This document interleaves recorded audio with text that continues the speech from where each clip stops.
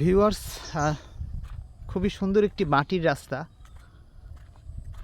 এই মাটির রাস্তার পাশেই সবুজ বনাঞ্চল, সুন্দর প্রকৃতি, সুন্দর পরিবেশ, পাখির কোলাহল। এটাই হচ্ছে আমাদের গ্রাম বাংলার প্রকৃত দৃশ্য।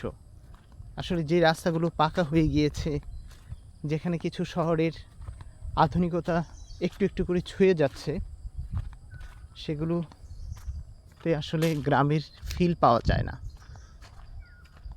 এই রাস্তাটি দিয়ে হাঁটলে না মনে হয় যে গ্রামের ভেতর দিয়ে যাচ্ছি।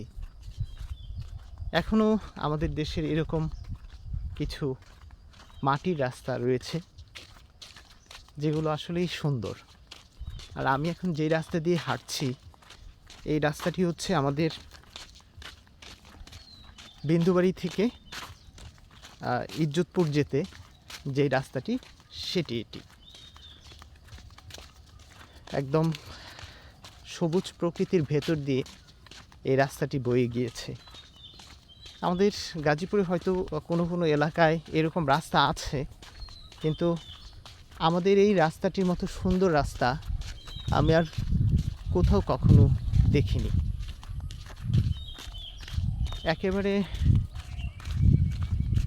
সবুজ বনাঞ্চলের ভেতর দিয়ে এই রাস্তাটি বয়ে গিয়েছে, যেখানে চারপাশে কোনো ধরনের ঘরবাড়ি নেই, শুধুমাত্র গাছগাছালি রয়েছে। একটা সময় এই কাঁচা রাস্তা দিয়েই আমরা হেঁটে ইজ্জতপুর স্কুলে যেতাম।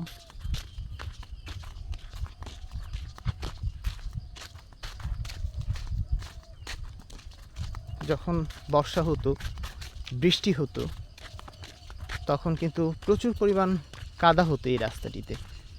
পাশেই ঢাকা ময়মনসিংহের যে রেল লাইন রয়েছে, তখন সেটি দিয়ে হেঁটে যেতাম।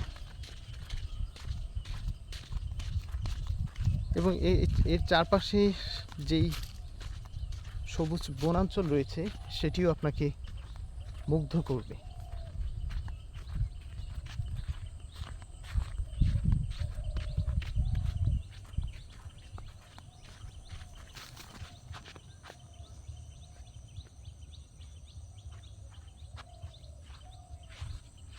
এই রাস্তা দিয়ে হেঁটে গেলে প্রচুর পরিমাণ, একটা সময় আমরা যখন আরও ছোট ছিলাম, যখন ক্লাস 6 বা 7-এ পড়তাম, স্কুলে যেতাম, রাস্তার মধ্যে শিয়াল দেখতে পেতাম, বিভিন্ন ধরনের পাখি দেখতে পেতাম, পাখির শব্দ শুনতে পেতাম, কাঠবিড়ালি দেখতে পেতাম।